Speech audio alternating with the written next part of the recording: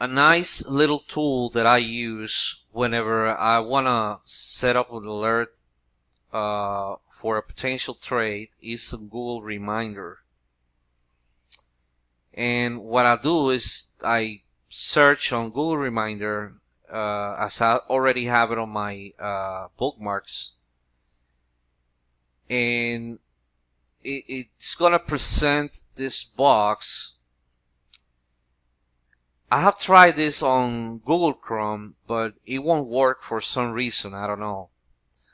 I'm using Mozilla Firefox, and this is what it shows. Set a reminder, and you're gonna click on this box or whatever you want to be reminded of. And let's assume that I'm looking for a potential trade on the euro dollar,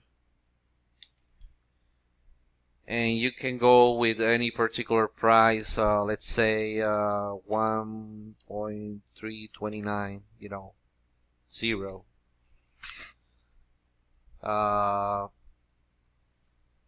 You're gonna go below and set up the date.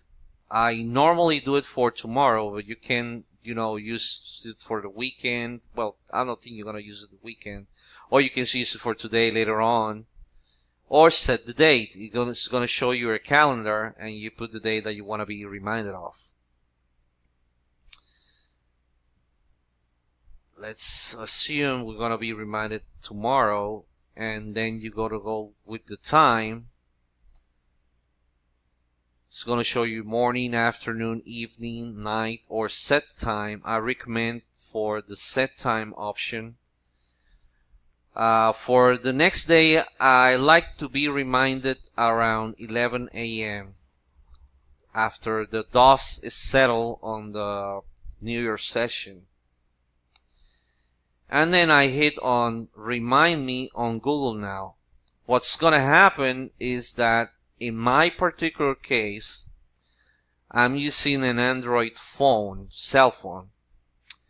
In iPhones, I'm not sure. I do believe that there's the Google applications that now work on iPhones, but I haven't had an iPhone in a long time, so I'm not sure. When you hit on Remind Me on Google Now, the reminder is set, and then you're gonna get the alert on your phone tomorrow at 11 a.m. or whatever time you have set up. I use that all the time.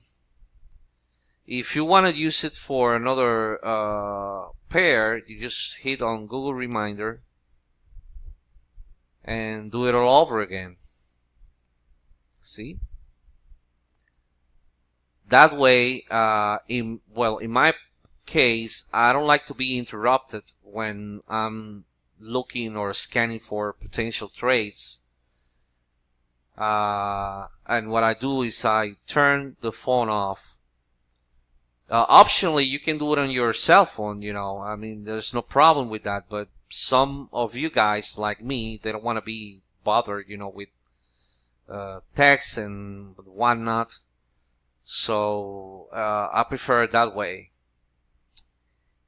and hence you can still do whatever, check on the markets and put the alerts and go back again to the charts and keep scanning the markets for potential trades.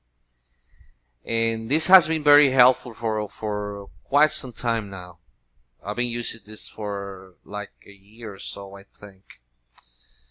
So that's how I set the alerts on the desktop, and I hope it helps.